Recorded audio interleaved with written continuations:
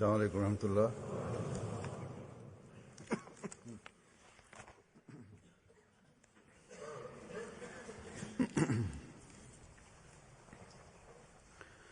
أشهد أن لا إله إلا الله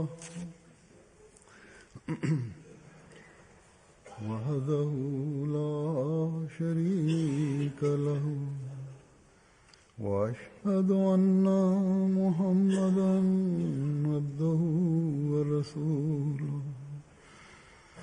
أما بعد فأعوذ بالله من الشيطان الرجيم بسم الله الرحمن الرحيم الحمد لله رب العالمين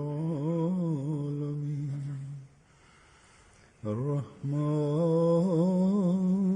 الرحيم مالك يوم الدين إياك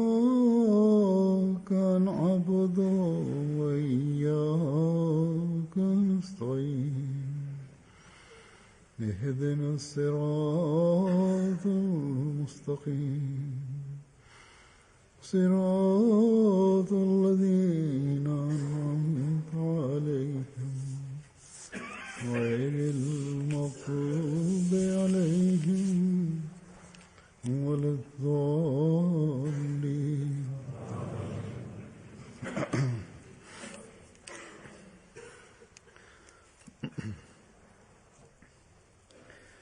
एक दुनियादार शख्स को Kur ti thuash një njeriu materialist që takvaja e vërtet, pra druajtja e vërtet ndaj Zotit, të sjell të gjitha bekimet e kësaj bote, ai patjetër do të përgjigjet se këto janë fjalë të kota. Dhe fjalë të tilla njerëzit i sajojnë vetëm për të grumbulluar rreth fesë. Kështu do të përgjigjet ai. Po, është e vërtet që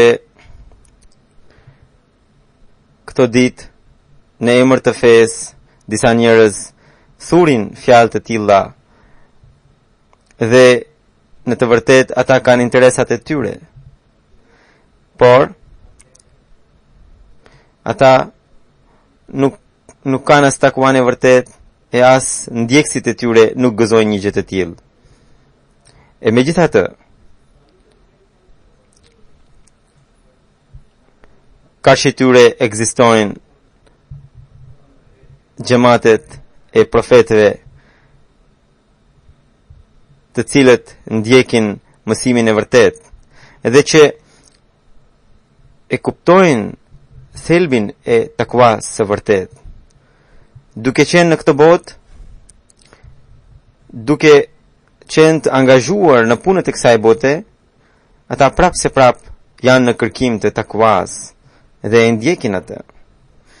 Mua më shkruajnë letra qindra njerëz të cilët më kërkojnë të lutem që ata dhe fëmijët e tyre të gëzojnë takwan e vërtet. Këtë bindje ata padyshim e kanë arritur për shkak se e kanë pranuar Mesiun e premtuar alayhis salam dhe për shkak se janë të ndërgjegjësuar për ta përmbushur bejtin që kanë bërë. Dëshira e tyre për ta përmbushur këtë bejt edhe respekti ndaj Allahut, drojtja ndaj Allahut, i ka bërë ata indiferent ndaj botës, e megjithatë jo të privuar nga bekimet e saj. Allahu i Madhrishëm u jep bekimet e kësaj bote profetëve të tij edhe ndjekësve të tyre, ata që ndjekin mësimet e tyre. Nganjëherë vijnë pengesa, shtrëngime të afat shkurtra. Megjithatë, prap Allahu vërshon bekimet e tij dhe gjendja përmirësohet. Po ashtu ai që ka takva ka një vetmjaftueshmëri. Edhe për këtë arsye, ai shumë lehtë e ka përcen atë shtrëngim të afat shkurtër. Edhe për këtë arsye menjëherë pas atij fillon vërshimi i bekimeve. Edhe pastaj ai përsëri përparon në falënderim ndaj Allahut. Kështu që ai atij i bëhet shprehi për të qenë i kënaqur, mirënjohës në pak që Zoti i jep. Ndërsa Zoti vazhdon të jep më shumë. Duke parë këto bekime, një besimtar i vërtet përparon akoma më shumë, tregohet më i gatshëm se sa kurrë për të bërë sakrifica. Edhe i bën. Në këtë kohë, këtë temë e kupton më së miri Ahmedianët. Ne Ahmedianët, të cilët ne që kemi para edhe epokën e profetit Muhammed sallallahu alaihi wasallam, gjithashtu edhe të shërbëtorit të tij sinqert, Hazrat Mesihut premtuar Islam. Kalifi i dytë i Mesihut të premtuar Islam, duke treguar këtë temë në një vend, thot: shikoni pra se profeti Muhammed sallallahu alaihi wasallam u privua nga çdo gjë e kësaj bote për shkak të njerëzve, po ashtu edhe nga edhe sahabët e tij, por ata përballë Zotit nuk zgjedhën asnjë gjë tjetër, asnjë alternativë tjetër. Dhe Zoti i Madhrishëm më vonë u dha gjithçka atyre. Në të njëjtën mënyrë, edhe e bëri edhe Mesiu premtuar sallallahu alaihi wasallam. Braktisi gjithçka për hir të Zotit. Edhe pse ati i takonte gjysma e pjesës së trashëgimisë në të gjithë fisin, edhe kunata e tij, pra gruaja e vllait, e qortonte edhe thurte shpëtitje, duke i thënë se ai që ka i papun ose i pëlqen qyli e të tjera. Megjithatë Mesiu premtuar selam kalon atë jetë të shtrënguar, dhe edhe këtë gjendje tregon në dy vargjet të gjuhës arabe të tij, ku ai thot: lufadhatul mawaidi kana ukuli fasirtu al-yawma mit'amul ahali. Domethënë ka qenë një kohë kur korret e bukës kanë qenë ushqimi im, e tashmë ka ardhur ajo ditë kur nga sofra ime ushqehen popuj dhe fiset. Ne jemi dëshmitar të dy gjendjeve të xhamatit. Sot ne po shikojmë se si kjo pra pjesa e dytë u realizua. Kalifi i dytë, duke treguar këtë pamje në një vend tjetër, thot: kur lindi Hazrat Mesihu i premtuar alayhis salam, prindrit e tij me siguri ishin të gëzuar për shkak të lindjes së tij. Por ai kur u rit dhe ai pati një lloj indiferencë ndaj botës, babai i tij me siguri pikullohe duke ja parë gjendjen, duke thënë se djali ynë nuk punon asgjë, nuk ka asnjë aftësi. Ishin dy vëllezër sik, të cilët shpesh shkonin tek babai i Mesihut premtuar selam, pra te Mirza Ghulam Murtaza sahibi, dhe një herë ata i thanë rreth Mesihut të premtuar, duke thënë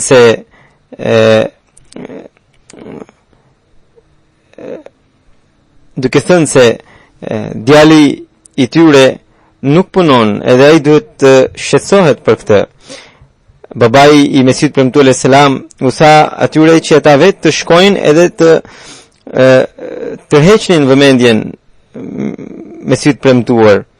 Edhe madje i tha që t'i thoshin se që t'i jepnin mesazhin e tij, duke thënë se babai i tij është i shqetësuar edhe mendon se pas vdekjes së tij ai nuk do të ketë në një burim të ardhurash, edhe do të mbetet pa asnjë kujdestar, edhe do t'i duhet të jetojë me të ardhurat e vllajit. Kështu që ky sikh kur shkoi tek Mesiu premtuar selam edhe ja tregoi dëshirën e babait, shqetësimin e tij, edhe i tha se ne shqetësohemi shumë duke parë gjendjen tënde. Edhe ai i tha se babai juaj ka thënë se kur të vdes si do të jetë gjendja jote kështu.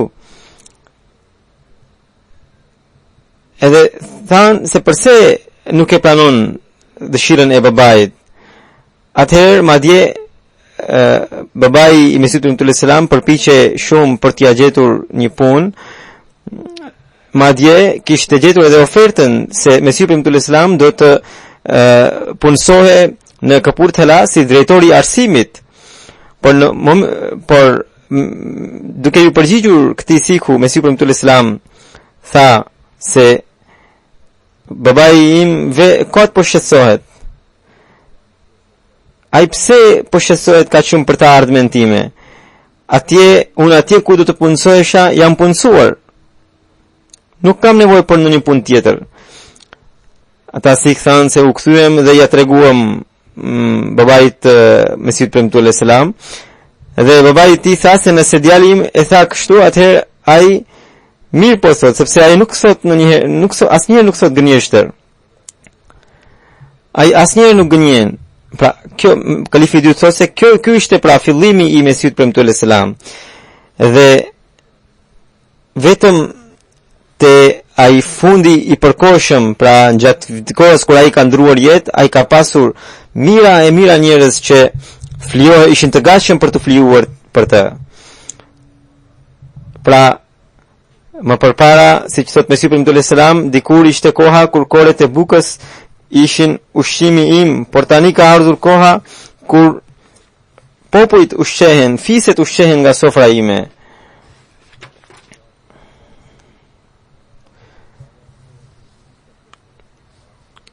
Duke treguar fillimin modest jashtëzakonisht të përvuajtur të Mesihut premtuar selam, kalifi i dytë thot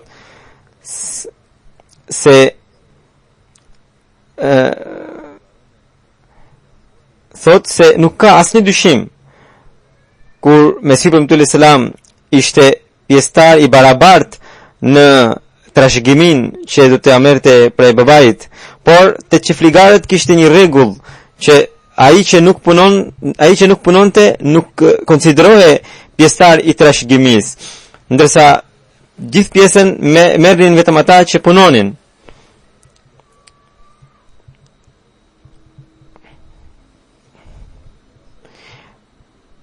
Edhe për këtë arsye, Mesihu premtuar selam ishte do të vare nga vllai i tij. Dhe kur i vinte ndonjë mysafir, ai dërgonte një mesazh kunatës duke thënë se të dërgonte ndonjë ushqim. Kunata i zemërohe dhe i thoshe se Mesihu që ai rinte pa punë edhe i pëlqen qyli e të tjera. Edhe kur vinte ushqim, Mesihu premtuar selam atë ushqim ja jepte mysafirit, edhe vet rinte pa bukë. Por madhështia e Zotit që e njëjta kunat e cila kaq shumë shpotiste, kaq shumë pra ankohe e pranon xhamatin musliman ahmedian në kohën e kalifit të dytë. Ky ishte fillim jashtëzakonisht i përvuajtur i Mesihut premtuar selam. Por edhe gjatë në kohën para se të vdiste ai, çdo ditë në kuzhinën e tij ushqeheshin 250 njerëz. Përveç atyre që ishin të punësuar atje.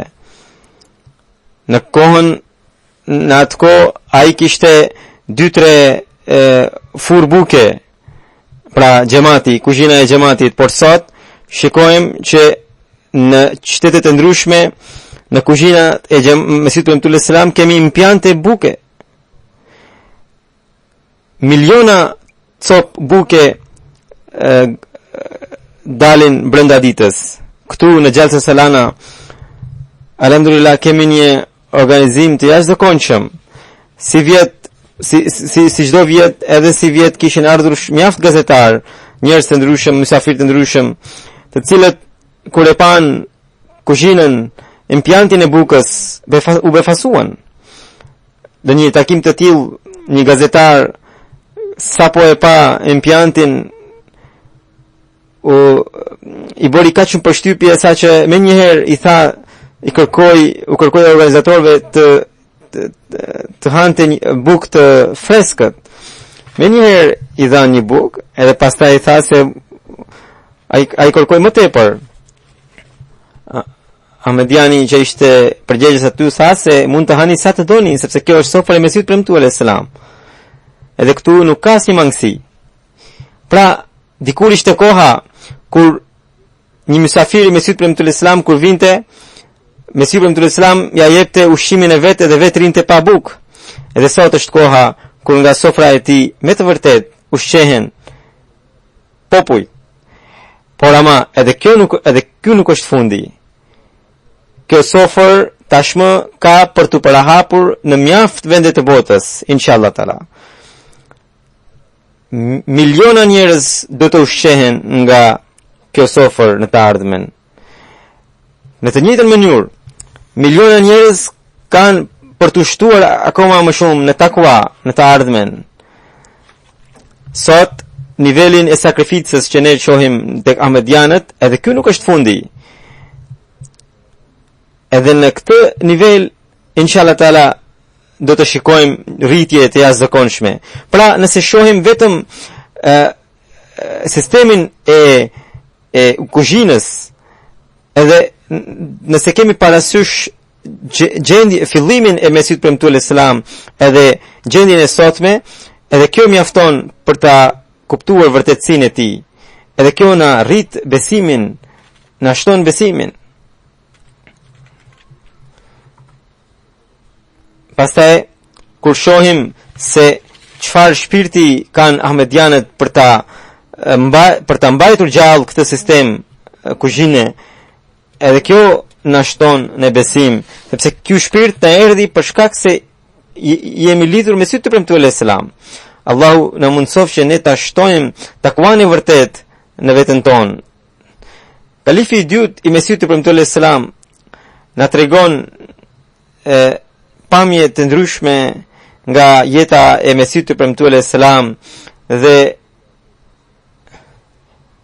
nxjerr pra duke analizuar nxjerr përfundime mjaft interesante. Kjo ishte në fakt aftësia e tij, një njeri i thjesht kur dëgjon apo lexon një ngjarje të caktuar, ai kënaqet edhe mirë po kënaqet për aq sa ka aftësi. Mirë po kalifi i dytë i Mesihut premtuar alayhis salam nxjerr pika shumë interesante nga ajo. Edhe ato patjetër na rrisin besimin, edhe ne shtohemi edhe në njohje ndaj Zotit, duke treguar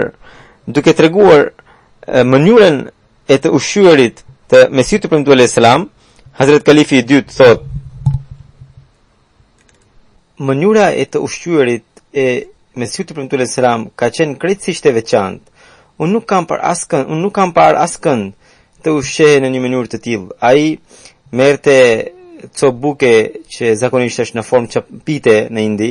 Pra ai merrte një copë pite dhe pastaj priste një copë nga ajo, edhe pastaj atë pjesë i coptonte, bonte copat shumë të vogla. Dhe merrte atë copën e vogël edhe e fuste në gojë dhe thoshte subhanallah. Kjo shprehi ishte kaq e zakonshme tek ai sa që shikuesit çuditishin nga kjo mënyrë e tij. Shpesh njerëzit thoshin se Mesihu premtuar alayhis salam sikur po kërkonte copza halal edhe ato i hante. Por në të vërtetë ndjenja e tij ka qenë shumë e mundimshme. Edhe ai mendonte se feja e Zotit është në gjendje të rëndë po përpëlitet dhe ne po ndajmë kohën për të ngrënë bukë.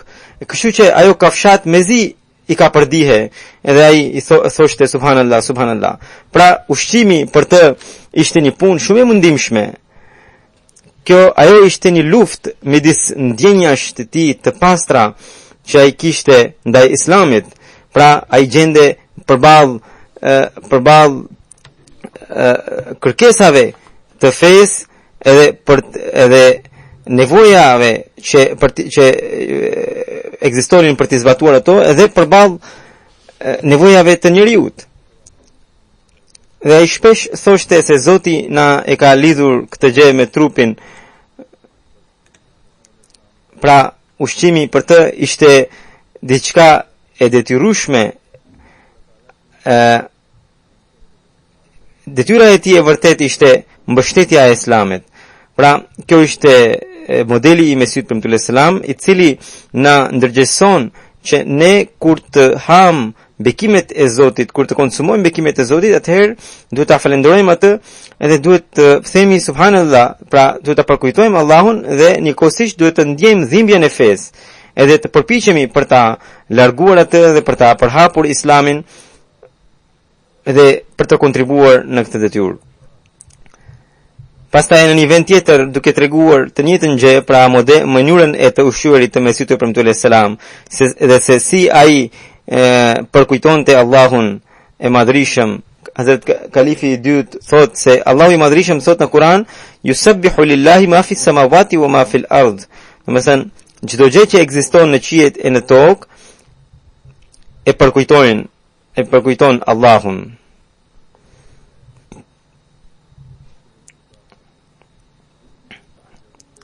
Kalifi i dytë thot, Mesihu premtuar selam kur ushqehe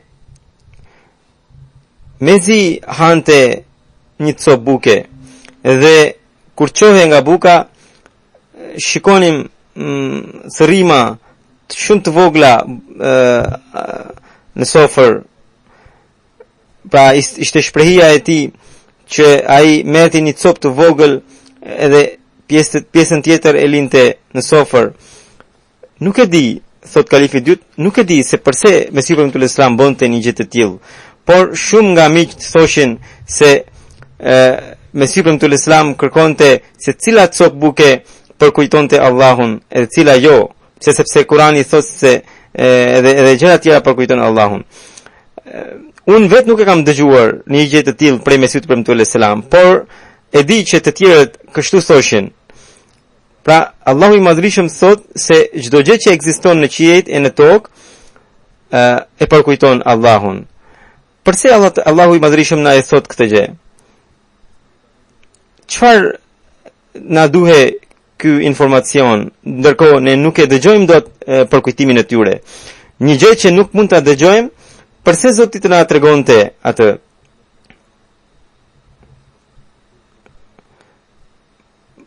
Pra, cili ishte qëllimi i Allahut? A ka shkruar diku në ndonjë ajet të Kuranit se në xhenet, për shembull, filan fisteku jeton prej 10.000 vitesh? Sepse ne nuk kishim nevojë për këtë informacione dhe prandaj nuk na dhan ndonjë informacion të tillë. Por kur Zoti thot se çdo gjë që ekziston në qiejt e në tokë përkujton Allahun, ka vetëm një kuptim që o njerëz, ju dëgjojeni këtë përkujtimin. Kur ne themi se doli hëna, kuptimi është që doli hëna, shkoni dhe shikojeni. Edhe kur themi se shiko filani po këndon, dhe kuptimi është që shko dhe dëgjoj atë njeri. Në të njëjtën mënyrë, edhe Zoti kur thot se çdo gjë që ekziston në qiejt e në tokë përkujton Allahun, do të thot se ne duhet ta dëgjojmë atë përkujtimin. Pra, kjo do të thot se ky përkujtim është i denjë për të dëgjuar. Ne mund ta dëgjojmë atë. Por një dëgjim është i nivelit të vogël, edhe një tjetër është i nivelit të lartë. Dëgjimin e nivelit të lartë mund ta kenë vetëm ata që kanë edhe vesh të tillë. në një aspekt tjetër këtë mund ta kuptojmë nga mësimet e Islamit, ku thuhet që kur të hash bukë duhet të thuash bismillah wala barakatillah. Kur të përfundosh duhet të thuash lavdia është e Allahut. Edhe ky është përkujtimi i Allahut. Pa cili është përkujtimi i Allahut nga njeriu? Në fakt ky përkujtim është i atyre gjërave. Kur ne ham bukë edhe themi alhamdulillah, pra lavdia e Allahut, ky përkujtim është i asaj buke. Pra ky përkujtim bëhet nga ajo bukë të cilën ne duhet ta përvetësojmë. Kështu që kur ne veshim një veshje të re, edhe themi subhanallah ose Allahu akbar ose alhamdulillah, ky është edhe përkujtimi i asaj veshjeje, të cilën ne duhet ta kuptojmë dhe duhet ta bëjmë.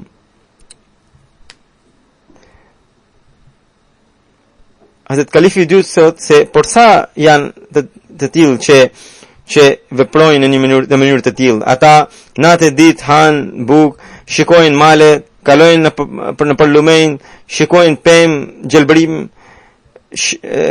shikojnë zogjë që cicërojnë, por a preken në zemër apo jo? A u vjen ndërmend ta përkujtojnë Allahun apo jo? Nëse jo, atëherë ata nuk mund ta dëgjojnë përkujtimin e atyre gjërave. Nëse e bëjnë me zemër të sinqert, atëherë ata kanë filluar ta dëgjojnë. Nëse juve nuk ju vjen zëri i tyre, atëherë ju them se çdo gjë nuk dëgjohet nga veshjet që keni tek koka, por disa gjëra dëgjohen nga brenda. Pra, këtë duhet ta kuptojmë. Ne pra duhet të përvetësojmë edhe këtë mënyrë të përkujtimit të Allahut, sepse takwaja është që ky lloj përkujtimi të na bëhet shprehi. Në këtë kohë Zoti i Madhërisëm dërgoi Hazrat Mesihun e premtuar selam për t'ju përgjigjur atyre që sulmojnë Islamin dhe për të treguar bukurinë e Islamit botës. Ka dërguar Mesihun për Islam. Në lidhje me këtë, Hazrat Kalifi i dytë përmend një ngjarje. Thot se një herë Mesihu për Islam ishte në xhami dhe erdhi një i krishter dhe tha se ju po thoni se Kurani pra gjuha e Kuranit është nëna e të gjitha gjuhëve, ndërkohë Max Mullery thot se gjuha nëna e gjuhëve është e shkurtër, e përmbledhur dhe ma vonë ajo zgjerohet. Ndërsa arabishtja nuk është kështu. Mesihu premtuar selam thot se ne në radhë parë nuk e pranojmë rregullat që ka caktuar Max Mullery, por edhe për argumentin nëse do ta marrim këtë rregull si të drejtë, atëherë do të shikojmë arabishtën dhe anglishtën, sepse ai krishter kishte thënë se anglishtja është më e përsosur se sa arabishtja. Edhe Mesihu premtuar selam i tha, e pyeti, si thoni në anglisht për uji im, për fjalët, për të shprehur fjalët uji im, si thoni në anglisht? Ai tha my water. Ai tha në arabisht ne themi vetëm my. Do të thënë my në arabisht do të thotë uji im. Pra e tha, atëherë më thoni, my është më e përmbledhur apo my water, siç po thoni në anglisht? Kalifi i dytë thotë se Mesihu premtuar selam nuk dinte anglisht. Por në këtë rast, në këtë ngjarje, Zoti i Madhërisëm i dha një argument të tillë saqë ai krishter mbeti gojhapur. Kjo është edhe gjendja e Kuranit famlart. Allahu i Madhërisëm e premton profetin Muhammed sallallahu alaihi wasallam që ai do ta mbrojë atë deri në fund. Domethënë ai do të dërgojë çdo herë njerëz të cilët do ta mbrojnë Kuranin, do ta mbrojnë profetin Muhammed sallallahu alaihi wasallam, të cilët do të tregojnë realitetin e tyre, që do t'u japin përgjigje sulmet, pra përgjigjet sulmeve që vijnë nga kundërshtarët. vetë në Kuran Zoti i Madhrishëm pas çdo ajeti ka lënë argumente të tilla që askush nuk mund të guxojë ta cenojë Kuranin. Përpara Mesihut Premtues selam ishte Sir Sayyid Ahmad Khani, i cili gjithashtu luftoi me të krishterët me argumente, por këtë gjë ai bëri në lidhje me historikun, me historinë e Islamit.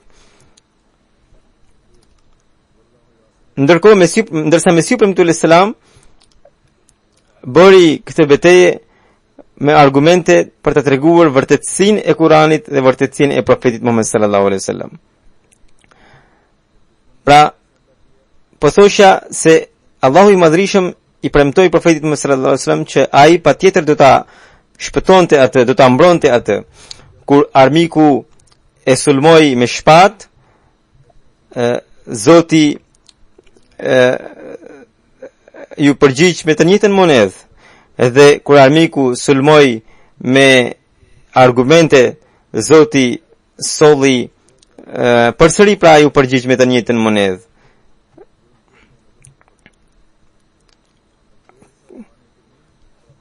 Kur ata pra armiqt e sulmuan historinë e Islamit, në tek muslimanët u ngritën njerëz të fuqishëm, dietar të fuqishëm, të cilët u përgjigjen me librat e historive të feve të kundërshtarëve.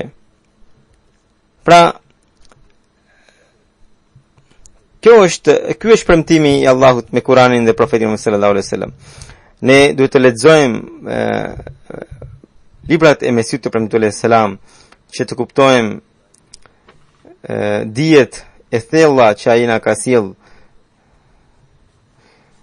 Allahu i Madhrishëm dërgon dijen e tij, shenjat e tij në kohën e duhur. Por disa njerëz që kanë etje për dije, por Hazuri thosë se vetëm disa njerëz kanë etje për dije dhe ata arrin të zbulojnë të vërtetat, ndërsa disa të tjerë që nuk kanë aq shumë etje për dije, por kanë etje më shumë për të përhapur fjalët e veta. Dhe të tillët mbeten mediokër dhe nganjëherë bisedojnë, nxjerrin fjalë të tilla të cilat sjellin shqetësime, madje shkaktojnë përbuzje nga kundërshtarët. Hazrat Kalifi II tregon një ngjarje këtu, thotë që ka qenë një Ahmedian në kohën e Mesihut Premtues selam, një sahabi i tij, i cili më përpara ka pasur një vestë të tillë që çdo gjë përhapte pa menduar. Dhe më vonë sigurisht ai u bë Ahmedian shumë i sinqert, por kjo ishte pra shprehja e tij.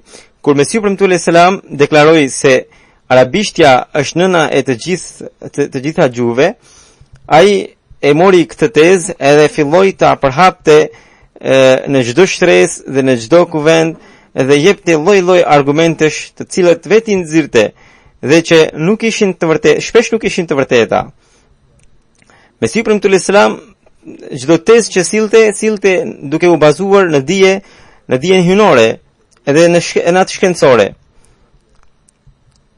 Kur ai tha se arabishtja, pra gjuha e Kuranit është nëna e të gjitha gjuhëve dhe Kurani edhe së dyti Kurani përmbledh çdo gjë, ai nuk do të thoshte se për shembull zdrukstaria përmendet në Kuran se si duhet bër ose si duhet bërë bujqësia, kjo përmendet në Kuran.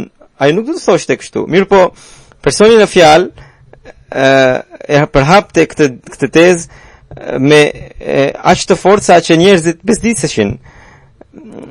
Kështu në një rast të tillë, kur ai pra e paraqeste këtë tezë, dikush e pyeti se po më thuaj speca dhe patate ku përmenden në Kuran? Pra në gjuhën urdu, specave dhe patateve u thon alu dhe mirçe. Edhe personi në fjalë tha, ja shiko në Kuran përmendet al-lu'lu wal-marjan. Dhe kjo është alu dhe mirçe, domethënë speca dhe patate. Ndërkohë lulu wal-marjan do thot janë ato diamante dhe perla. Pra ka edhe njerëz të tillë. Kemi dy lloje shtresash të skajshme ku njëra anë u përket atyre njerëzve të cilët pra përhapin gjëra të tilla pa menduar, dhe në anën tjetër kemi njerëz të cilët mbahen si dietar të mëdhenj të fuqishëm dhe ndjekësit e tyre u japin e përsi fjalëve të tyre edhe mbi Kur'anin. Ata nuk merakosen se çfarë thot Kur'ani, por merakosen vetëm se çfarë thon dietarët e tyre.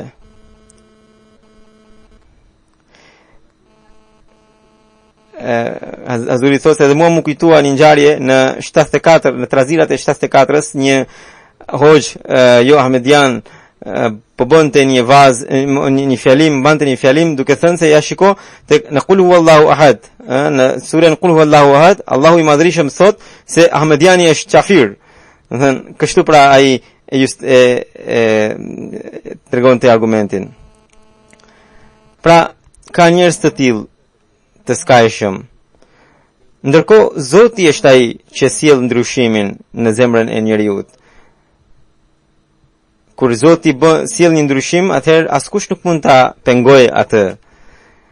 Pastaj disa njerëz mendojnë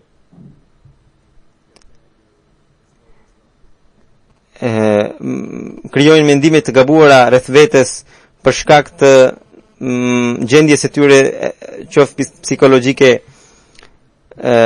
Kështu një njeri, Kalifi dytë thotë, kështu një njeri kishte ardhur në Kadian dhe u tha ahmedianëve që kam dëgjuar se Mirza Sahibi, pra Mesiu premtuar Islam, merr shpalljen se ai është Ibrahim, ai është Nuhu, ai është Musai, ai është Isa dhe Muhamedi sallallahu alaihi wasallam. Edhe thoshte se edhe mua Zoti më thot vazhdimisht se ti je Muhammed. Njerëzit i shpjeguan edhe e qetësuan edhe i thanë se ai duhet të ketë pasur në një gabim dhe nuk mund të ndodhë një gjë e tillë. Mirë po ai insistonte kaq shumë sa që çështja u rëndua dhe njerëzit shkuan tek kalifi i parë i Mesiut premtuar Islam dhe i thanë që të diskutonte me Mesiun premtuar Islam edhe ai të gjente pak kohë për të biseduar me këtë njeri. Mesiu premtuar Islam e pranoi edhe tha se sill mani atë njeri. Kështu që kur erdhi ai njeri para Mesiut premtuar Islam, ai e pyeti ky njeri, pra njeriu në fjalë tha se Zoti gjithmonë më thot se ti je Muhammed. Mesiu premtuar Islam tha se Zoti nuk më thot kështu, se ti gjithmonë nuk më thot mua gjithmonë që ti je Ibrahim, ti je Musa, ti je Isa apo Muhammed. Por ama kur më thot se ti je Isa, ai më jep aftësitë e Isës. Kur më thot se ti je Musa, ai mua më jep shenjat e Musës. Edhe kur më thot se ti je Muhammed, ai më jep dijet e Kuranit. Po ty kur të thot se ti kur Zoti të thot se ti je Muhammed, atë jep në një gjë? Ai përgjigj, jo, mua nuk më jep asgjë, thot. Atëherë Mesiu premtuar Islam tha se ja, shiko, ky është dallimi midis gënjeshtarit dhe të vërtetit. Nëse dikush fton dikë si mysafir me sinqeritet, ai i shtron bukën, i tregon, pra jep për të ngrënë, ndërsa ai që vetëm dëshiron të tallet me dikë, duke ftuar, e fton në shtëpi edhe i lën përpara boshe edhe i thot se ja ku është pilafi me mish dhe ja ku e ke ëmbëlsirën. Zoti nuk tallet, ama shejtani tallet. Kështu që nëse ty të thuhet se ti je Muhammed edhe nuk të jepen dijet e Kuranit, atëherë dije se kështu nuk të thot Zoti, por të thot shejtani. Zoti kur thot diçka, atëherë edhe e bën, ndërsa shejtani është ai që vetëm mashtron. Kështu që kjo është e vërteta. Disa njerëz thjesht nisen nga vegimet e tyre edhe bëjnë deklarata pompoze, deklarata të mëdha se jemi bërë kështu, jemi bërë ashtu. Gjitha këto janë nga shejtani. Ndërsa ajo që vjen prej Zotit vjen e mbështetur me shenjat, e mbështetur me ndihmën e Tij. Kështu e kemi parë me Mesiun e Premtuar alayhis salam, kështu kemi parë me kalifët e Tij dhe me vet kalifin e dytë të Mesiut Premtuar alayhis salam. Edhe kështu po shikojmë edhe me kalifatin Ahmedia, i cili u vendos me profecin e Mesiut Premtuar alayhis salam pas vdekjes së tij. Allahu i madhrishëm çdo e forcoft besimin çdo Ahmediani dhe që ai ti kuptoj këto gjëra. Pas namazit do të udhëheq një gjenaze e cila është e zonjës së ndjerës Amatul Bari,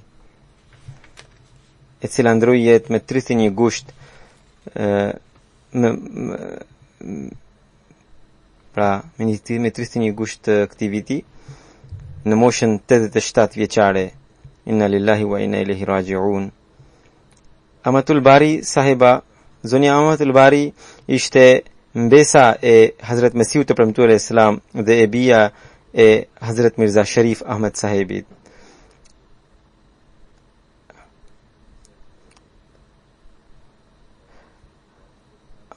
Ajo ishte martuar me të ndjerin Abbas Ahmed Khan sahibin dhe ajo ishte edhe halla ime. Ajo lindi me 17 tetor 1928 në Qadian. Me 29 dhjetor 1944 kur bëhe nikahu i saj, pra shpallja e kurorëzimit me të ndjerin Abbas Ahmed Khan sahibin, nikah i cili u shpall nga Hazrat Kalifi i dytë i Mesiut Premtuar alayhis salam. Në fjalimin e tij, Kalifi i dytë tha Hazuri thosë do të sjell një pjesë të fjalimit të tij. Ishte ditë xumaje dhe para se të fillonte fjalimin e xumas, ai përmendi disa nikah, do të shpallte disa nikah, edhe tha se un kam thënë disa herë që në këtë gjendje un nuk jam në gjendje të shpall nikahun e gjithë secilit nga ju, por vetëm të afërmëve të mi ose të atyre njerëzve që kanë lidhje afrimiteti me mua për shkak të dedikimit të tyre për fen, për besimin. Ose nëse të tjerë nëse dëshirojnë që unë të shpall nikahet e tyre, ata le të caktojnë nikahet në ditën kur unë zgjedh për të shpallur nikahet e të afërmëve ose të njerëzve të dedikuar. Hazuri gjithashtu tha, Kalifi dytë gjithashtu tha se kjo vajzë të cilën për të cilën po e shpall nikahun është vajza e djalit vllait tim, pra është mbesa ime. Edhe pastaj Hazuri përmendi edhe kalifin e tretë, pra që më vonë u bë kalifi i tretë Mirza Nasir Ahmed sahibin, duke thënë se ndër fëmijët e Mesiut Premtuar alayhis salam, ndër pasardhësit e Mesiut Premtuar alayhis salam, ai për momentin po shërben në mënyrë të shkëlqyer. Më pas kalifi i dytë përmendi një shpallje të Mesiut Premtuar alayhis salam e cila thot tara naslan ba'idan, pra i thot Zoti Mesiut Premtuar alayhis salam duke thot që ti do të shohësh pasardhësit e tu deri gjatë, pra. Kalifi i dytë thot se kjo është një shenjë e madhe që ne po shohim se pasardhësit e Mesiut Premtuar alayhis salam po përhapen jashtëzakonisht shumë. Disa shenja në fillim janë të mëdha, por me kalimin e kohës ato zvehen, ndërsa disa janë të kundërta, në fillim janë të vogla, por me kalimin e kohës kuptohet madhështia e tyre. Kur Mesiu Premtuar alayhis salam mori shpalljen se ti do të shohësh brezin të gjatë në pasardhësit e tu, atëherë Mesiu Premtuar alayhis salam ka pasur vetëm 2 fëmijë, më vonë ati lindën edhe 3 të tjerë, edhe më vonë ata fëmijët e tij patën shumë fëmijë, ata u martuan tani edhe niprit edhe mbesat e tij po martohen edhe do të kenë fëmijë. Dikush mund të thotë se çfarë shenjë është kjo? Shumë njerëz kanë pasardhës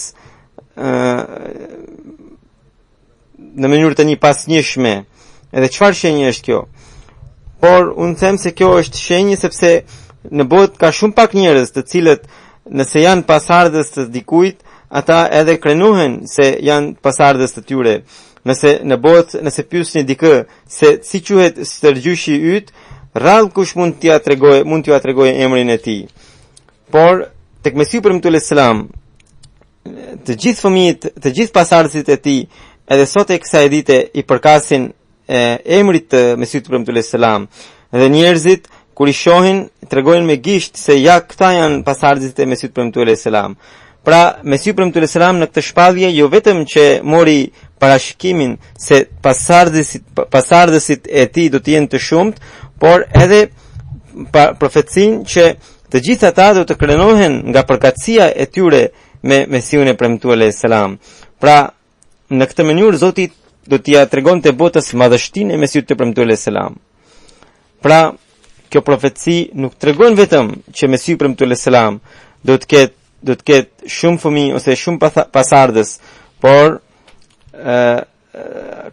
përmban edhe profecinë se ata do të shtohen edhe do të marrin grada të larta, edhe sikur të bëhen mbretër, ata përsëri madhështinë e tyre do ta gjejnë vetëm në përkatësinë me Mesihun e premtuar selam. Kjo është madhështia e kësaj profecie. Në një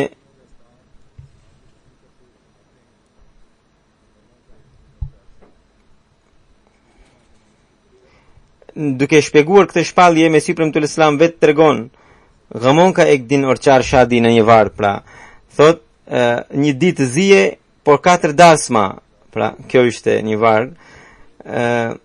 Kjo tregon që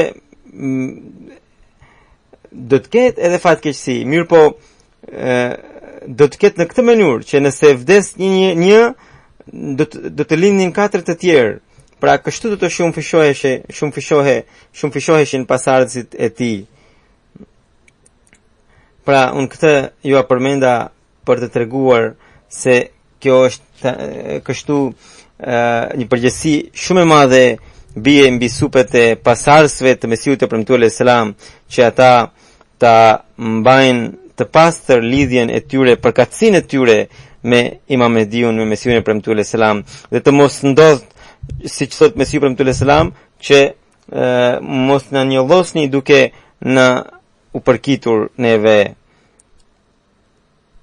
Pra madhështia e pasardhësve të Mesihut premtuar selam nuk është në faktin se ata do të referohen atij, por atëherë kur ata edhe do ta ndjekin mësimet e tij dhe do të tregojnë pozitën e tij të lartë.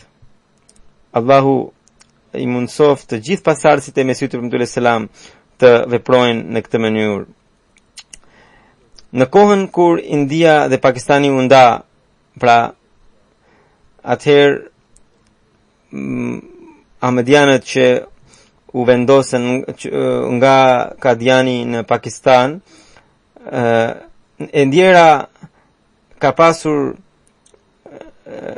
fatin që të udhtonte në të njëjtin autobus në të cilin kishte udhëtuar bashkëshortja e Mesihut të premtuar selam dhe shumë gra të tjera të fisit të Mesihut të premtuar selam.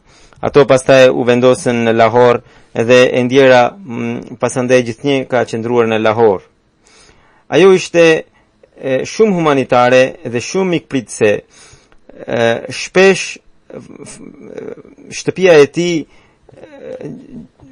ishte gjende e mbushur me mysafir. I vinin mysafir edhe njerëzit e afërm edhe të tjerët. Ai të gjithë i mirëpriste. Përveç kësaj, ajo ka pasur një kontakt të gjerë, pra një rreth të gjerë kontaktesh edhe brenda fisit të Mesiut të premtuar Islam, por edhe jashtë të tij. Pastaj edhe të afërmit e tij që nuk ishin Ahmedian, pra nga bashkëshorti, ajo kujdese edhe për to.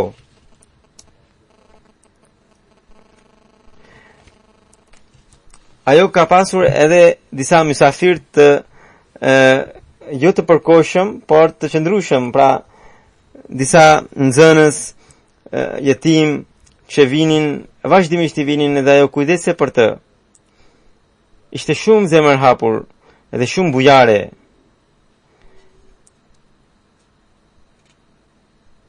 Ajo dinte shumë ngjarje nga jeta e Hazrat Kalifit të dytë dhe i tregonte ato. Zoti kishte dhënë edhe bereqet, edhe atëherë ajo hapi edhe një bursë në emër të bashkëshortit për ata fëmijë të cilët nuk kishin mundësi të arsimoheshin. Kishte hapur edhe bursë pra në emër të bashkëshortit.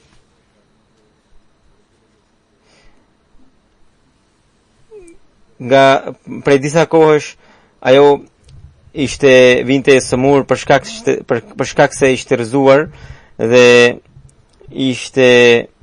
kishte pasur plasaritje në një kock të këmbës,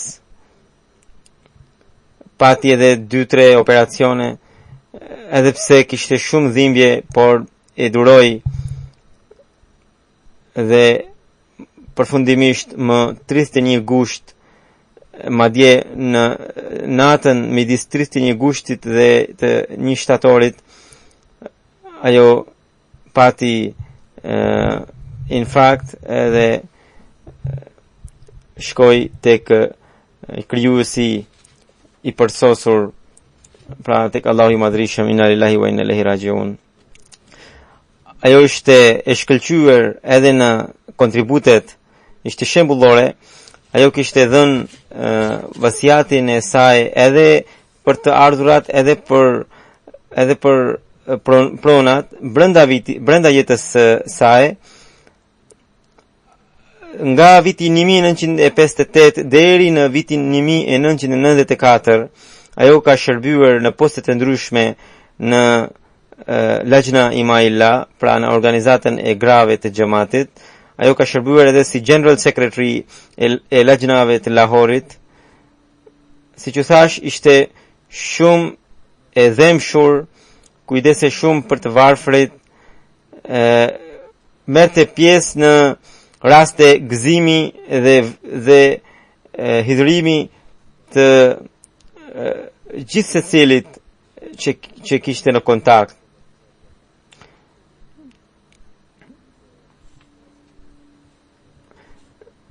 Munir Hafzabadi sahibi nga Kadiani më shkruan se ajo kishte shkuar në Kadian në vitin 1989 dhe i kishte dhuruar një pjesë të qalmës së Mesiut të premtuar selam për bereqet, për bekim, pra. Kështu që si vjet edhe njerëzit duhet më kenë parë mua se në betin ndërkombëtar unë isha veshur me një pallto tjetër, jo me atë jeshilen, por me një pallto tjetër, me një që ka një ngjyrë tjetër. Edhe këtë pallto pikërisht e ndjera më ka dhënë mua, sepse ajo ja kishte marrë babait të saj, Hazrat Mirza Sharif Ahmed sahibit, edhe më dha mua duke më thënë se tani kjo është juaja. Kështu që ajo kishte pasur një lidhje të fortë me kalifatin, edhe respektonte shumë, shpesh më merrte në telefon, edhe më thoshte të lutesha për të dhe për fëmijët e saj, që ata të gjithmonë të bëjnë vepra të mira edhe gjithmonë të jenë të bashkuar. Allahu ja ngrit nivelet në xhenet edhe e mëshiroft dhe fëmijët e saj i mundsoft të bëjnë vepra të mira edhe i mundsoft të jetojnë të bashkuar.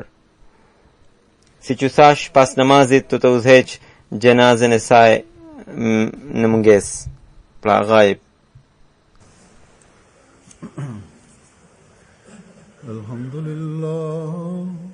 Alhamdulillah nahmaduhu wa nasta'inuhu wa nastaghfiruhu wa nu'minu bihi wa natawakkalu alayhi wa na'udhu billahi min shururi anfusina wa min sayyiati a'malina.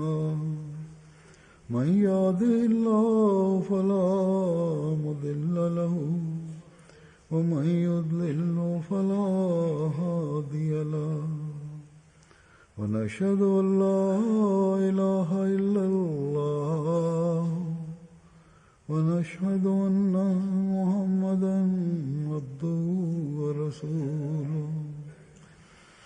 عباد الله رحمكم الله إن الله يأمر بالعدل والإحسان وإيتاء ذي القربى وينهى عن الفحشاء والمنكر والبغي يعظكم لعلكم تذكرون.